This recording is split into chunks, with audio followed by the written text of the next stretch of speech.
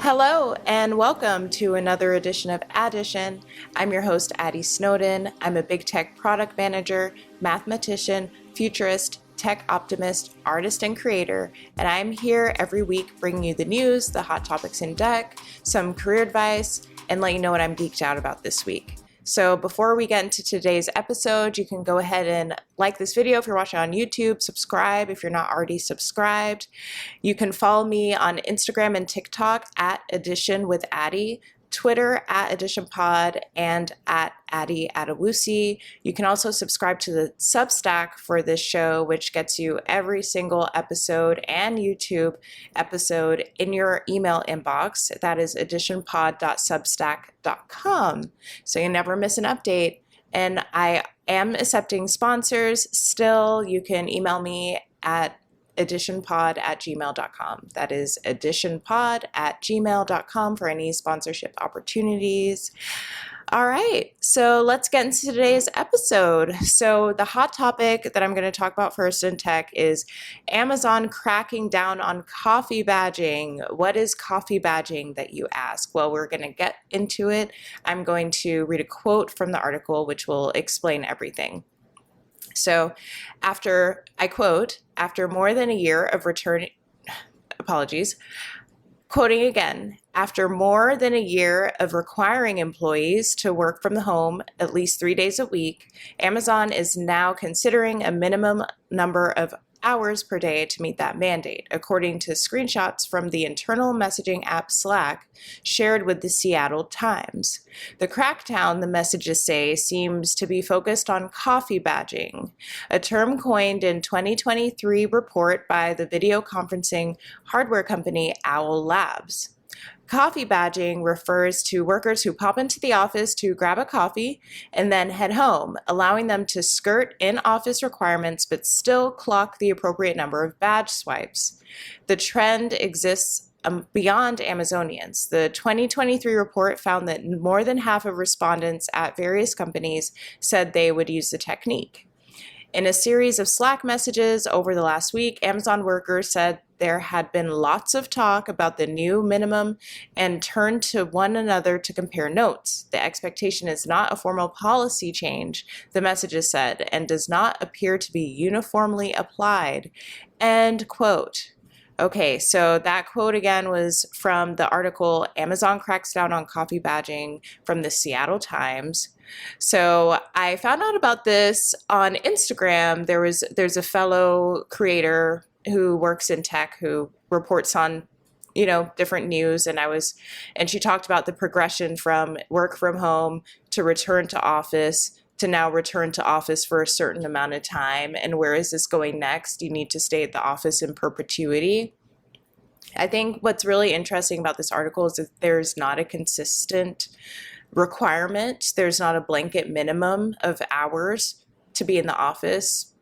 And my thinking is there never was. Before COVID, some people popped in and left early to pick up their kids. Sometimes a VP or someone on the leadership team could always work from home. That was part of the deal to get that talent. No policy has ever been blanket at any company. So, but it's really interesting that they won't define these clearly, because I think what employees and or workers want is just clarity. And so if 3 days a week in the office, there is no specific requirement as to how many hours that pertains. So I think companies forget that they're hiring smart people, and of course they're going to do the bare minimum required, especially during a time where they're not feeling strong company culture, strong company affiliation. Of course they're going to do what they can. And another thing that people aren't talking about is the fact that after COVID, teams are not all in the same city anymore. So going to the office means something completely different in 2024 than it did in, let's say, 2014. When I was in the office in the past, I was sitting with my manager, my skip level, my peers, people from different departments, everyone that I worked with was right there in the room with me, with the exception of maybe there was an engineering team that was in a different country or a different state. But my direct team was right there with me. I have had like a remote manager.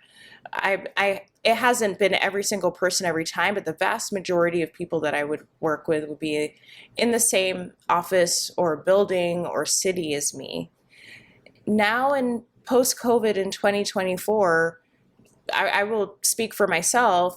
There may be a sprinkle of people in my team in Atlanta, but my manager sits in one city, my skip level sits in another city, my director, my VP, like everyone is separated, and going to the office means hanging out with people or talking to people that happen to also sit in Atlanta. That is, and which is awesome. And I love how I can meet people from other teams and learn about different orgs. It really is great, but it doesn't have the same, it's a completely different experience as showing up in the office with my whole management chain and my whole team and seeing them every day. It's a completely different situation. So I completely understand why people are coffee badging. I think companies just need to be more clear about the return to office policy, and that's clear in the differences too. Like employees need to know, well, if marketing needs to only be in there 2 hours a day, but sales needs to be in the office 8 hours a day or 6 hours a day. Put that in writing so people can know as they navigate their careers what the different level of expectation is. It may be a way to retain employees if you have, a lower requirement of being in the office in terms of hours badged in. Like, let's just be transparent. I don't know why we're trying to hide this. I don't know what we're trying to mask here. So this is my hot topic right now. This is very top of mind with not just myself, with people around me who work at these tech companies. It's like, what is happening here? So hopefully we get some resolution, but I do think with Amazon implementing these time requirements, other companies are going to be paying attention. The article mentioned that as well. So we shall see. All right.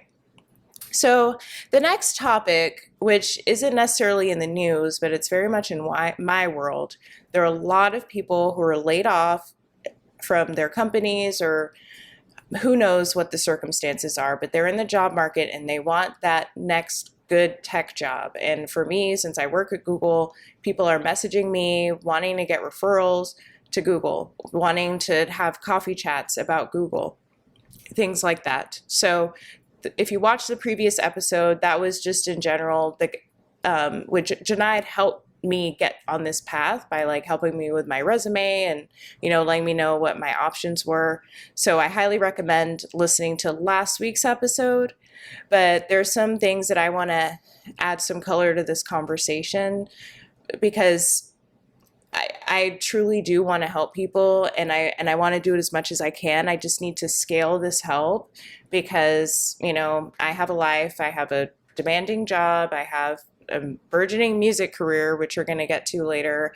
I'm married, I have a family, my part-time job can't be helping people get into Google. So I'm going to put everything here, everything I know about getting to Google in today's episode.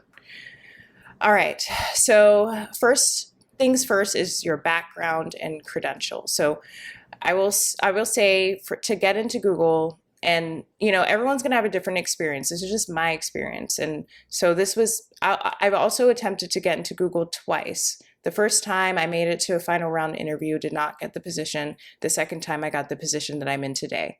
And I just celebrated 2 years. Congrats to me. And so this is my experience. So I started in 2022. People who started in 2012 are going to have a different experience for me, okay? So the most important thing is being self-aware. You have to be real with yourself. I recommend people only apply to jobs at Google if they were the recruiter or the hiring manager, they were looking at your resume, they would say, wow, this is the exact person for the role.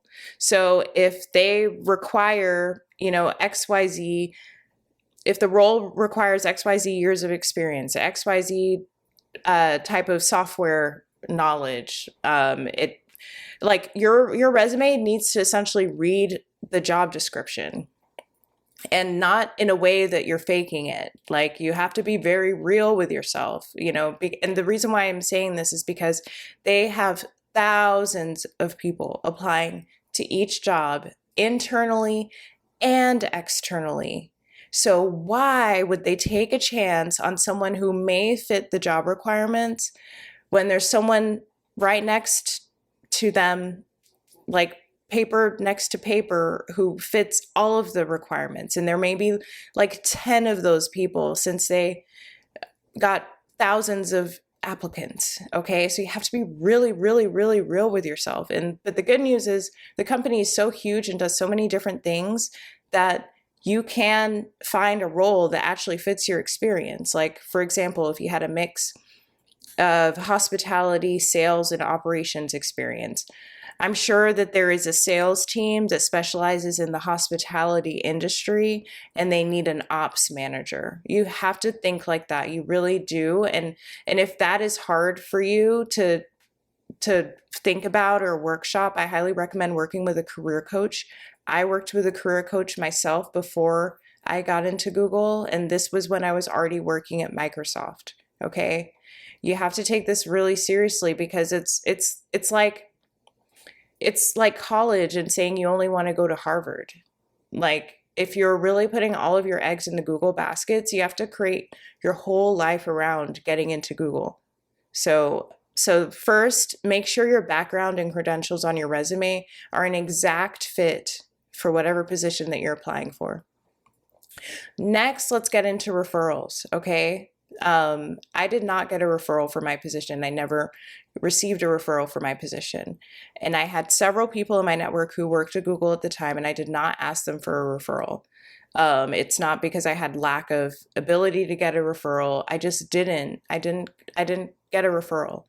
So if all of you guys out there who think that a referral is a guaranteed interview, that is false. I'm breaking this myth right now. Every single person that I have submitted as a referral, and I've submitted at least over a dozen referrals from all sorts of companies with all sorts of backgrounds, big, small, startup, big tech, FANG, etc. Not one has made it to the phone screen. Not one. And these are people that I've worked with in the past that have, good years of experience, that have master's degrees. They did not get past, they just got a rejection email. They did not get to talk on the phone with anybody, nothing, not even the phone screen, okay? So you have to realize that so much of this is randomness and luck, and the referral is not going to change anything. And that's not just because I'm referring. There's a whole, I happen to know a community of people who shared their stats on how many referrals they've given versus how many got an interview. Out of probably about 50 people that shared their stats based on referrals to interview, there was maybe like a couple people who got their referral to interview stage. So you got to take these referrals off a pedestal. If you're qualified for the position and it's the right place and the right time and the right team, 100% you're going to make it to that phone screen. Google wants the perfect person for the job. And if you're the perfect person for the job, you're going to move along in the process. Okay. Next, role selection. I kind of touched on this earlier. Make sure the role that you're applying to is almost an exact fit of your background.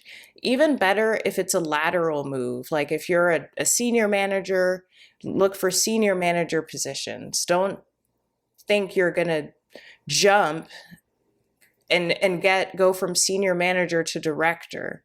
Like Google's only going to hire people at this who have been at the previous level at their previous company or above for a director level. So you would need to either be like a director, senior director, VP to even be considered for a director position. And that's not company policy. This is just what I've seen. They want people who've done it before, because the scale and global level of how Google is operating, if you're a director at a startup, that's going to be a completely different situation.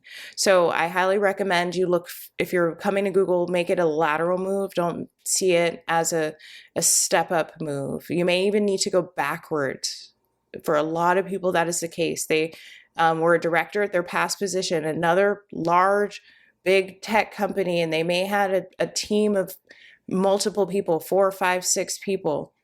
They will come to Google and be an IC, an independent contributor, with no reports and maybe 3, 4 levels away from director, because they want to work here. So you got to also remember that those are the people you're competing with, people who are willing to take a dramatic title decrease, because it may not translate to pay, maybe a pay increase, even though they got a title decrease.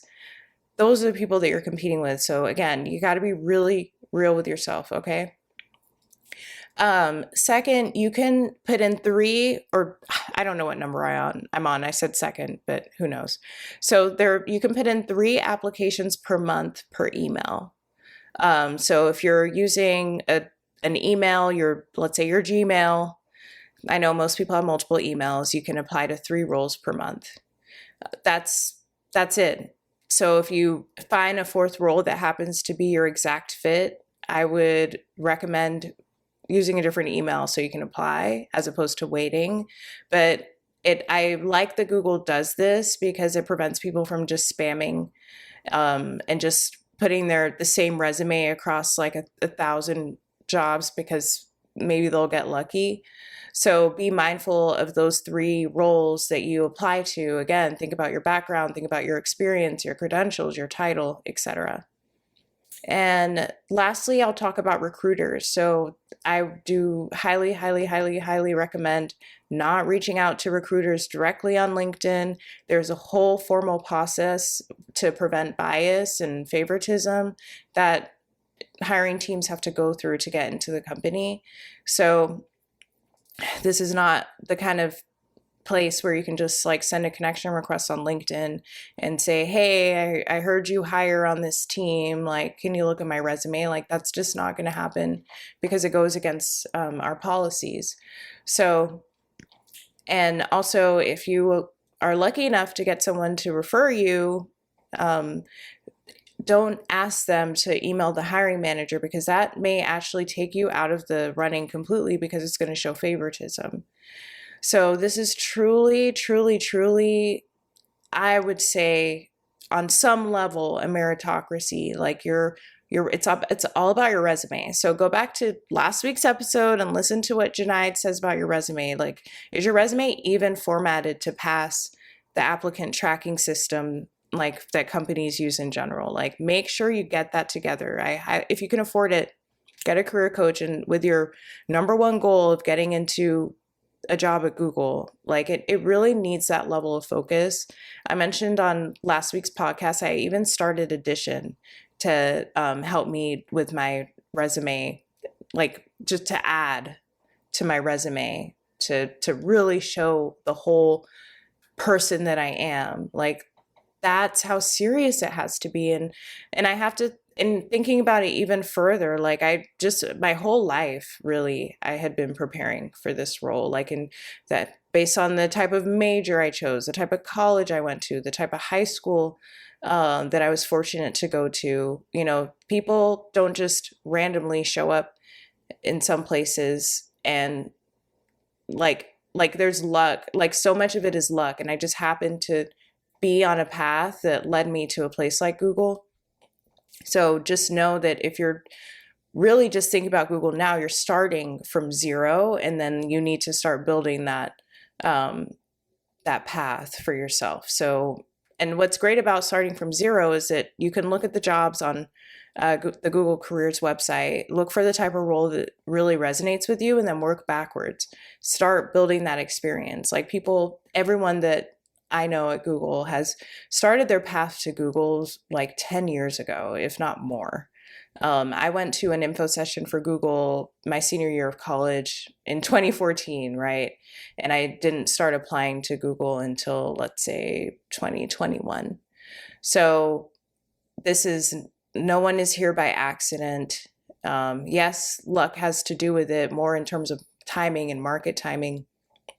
Another thing that I would add is think about the teams, like watch the news, like don't apply to an org that has news talking about layoffs or something like that. Like some of this is just common sense, but I wanted to share my piece because I really, really want to help people. And this is the best way I can help people right now.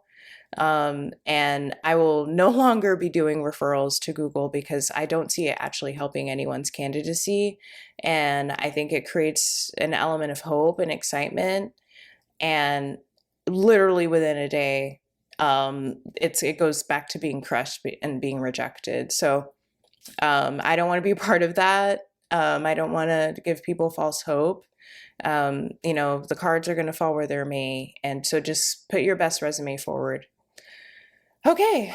All right. So that kind of ties in to the career segment, which so we're going back to the 15 commitments of conscious leadership. I will have a summary as well as the link to the book in the show notes. I highly recommend reading this book to help you navigate your career. It's helped me tremendously. So the commitment is practicing integrity. I commit to the masterful practice of integrity, including acknowledging all authentic feelings, expressing the unarguable truth, keeping my agreements, and taking 100% responsibility. So it talks about 4 things here: authentic feelings, unarguable truth, keeping my agreements, and taking 100% responsibility. So I see this commitment as committing to practice in combination all of the previous commitments. So authentic feelings, remember going back to the feeling all feelings, where this isn't about just like expressing your feelings. This is breathing through your feelings, identifying where your feelings are living in your body, and then breathing them out and doing that again and again until you can let go. Next is the unarguable truth. This means you're not just making blanket claims like, I don't think this presentation is going to work or look good. You have to make claims that are unarguable. Like, I had the thought that this presentation needs some refining.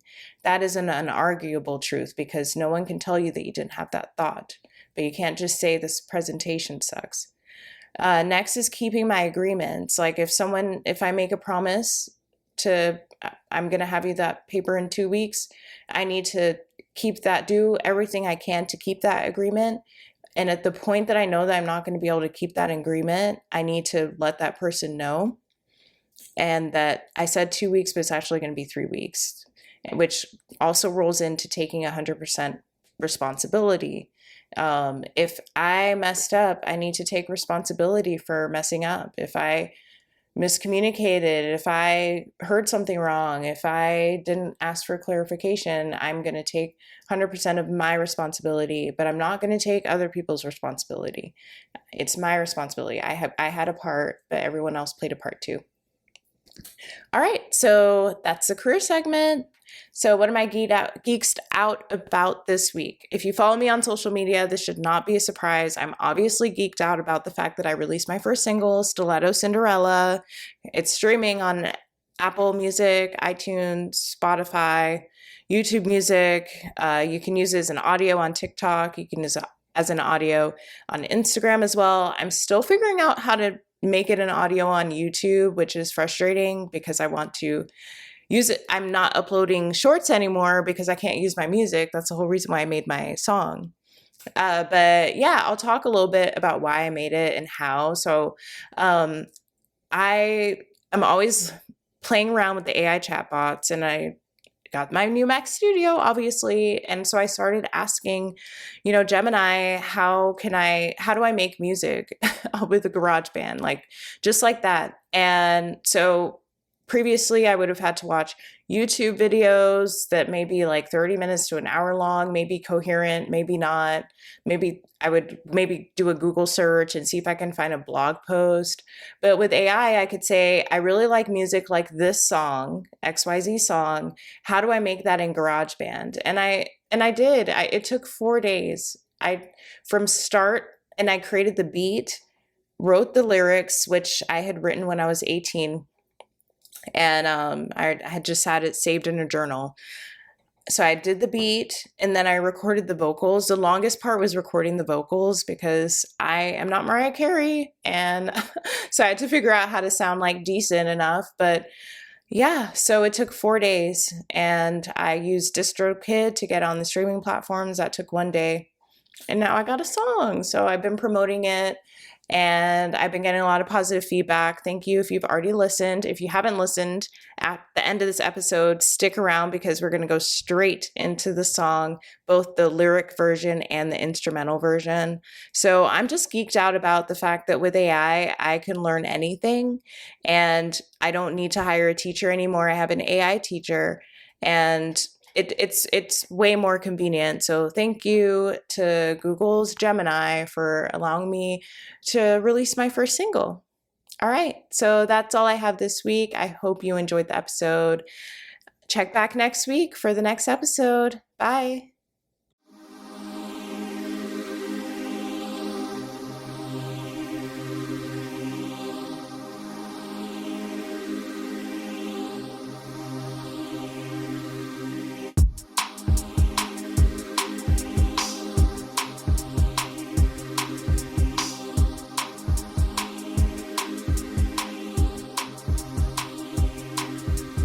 This is not your ghetto Cinderella.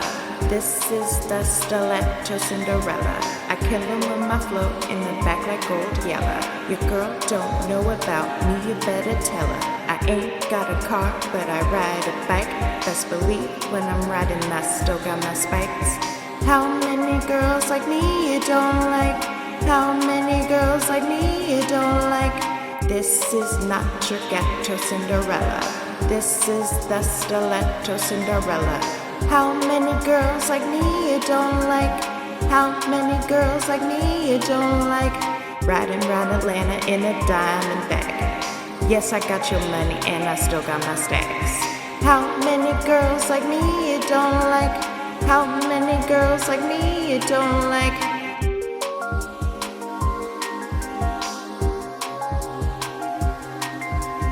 How many girls like me you don't like? How many girls like me you don't like?